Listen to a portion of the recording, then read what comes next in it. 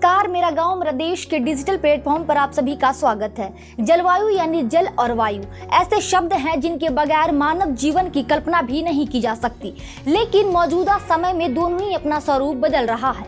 इसका जिम्मेदार स्वयं मानव ही है। विशेषज्ञ बताते हैं कि अगर जलवायु परिवर्तन और ग्लोबल वार्मिंग को समय रहते नहीं रोका गया तो प्रकृति स्वयं अपना स्वरूप बदल लेगी और धरती पर मौजूदा इंसान एवं जीव जंतु को नष्ट कर देगी।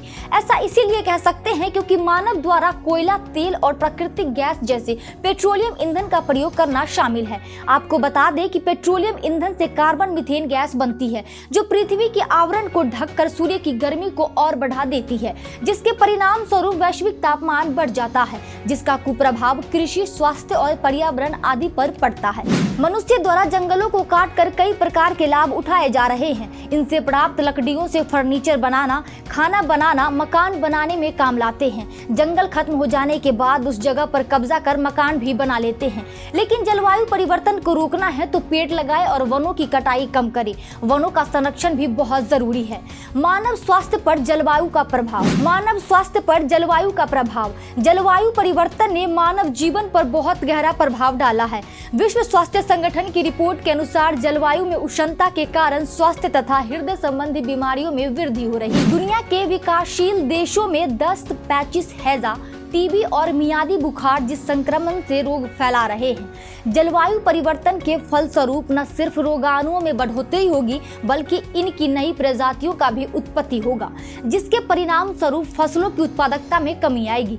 फसलों की नासी जीवों और रोगाणुओं से सुरक्षा हेतु नासी जीवनाशकों को उपयोग बढ़ेगा, जिससे वातावरण प्रदूषित होगा और मानव स्वास्थ्य पर भी विपरीत प्रभाव पड़ेगा। जलवायु में ताप वृद्धि के कारण वाष्पीकरण और वाष्पोत्सर्जन की दर में वृद्धि होगी और मृदा के जल के साथ ही जलाशयों के जल में भी कमी आएगी, जिससे फसलों को पर्याप्त जल उपलब्ध न होने पर पैदावार में कमी होगी। जलाशयों में जल की कमी के कारण सिंघाड़े और मखाने की खेती पर उल्टा प्रभाव पड़ेगा। इसके साथ ही मत्स्य पालन पर भी विपरीत प्रभाव पड़ेगा।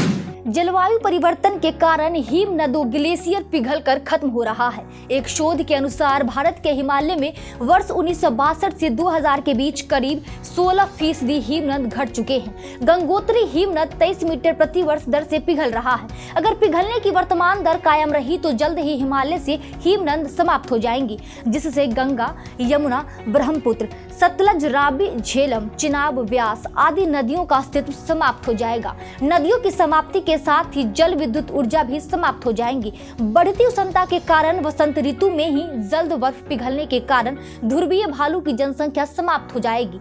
जलवायु परिवर्तन का सर्वाधिक दुष्प्रभाव सामाजिक तथा आर्थिक क्षेत्र पर पड़ेगा।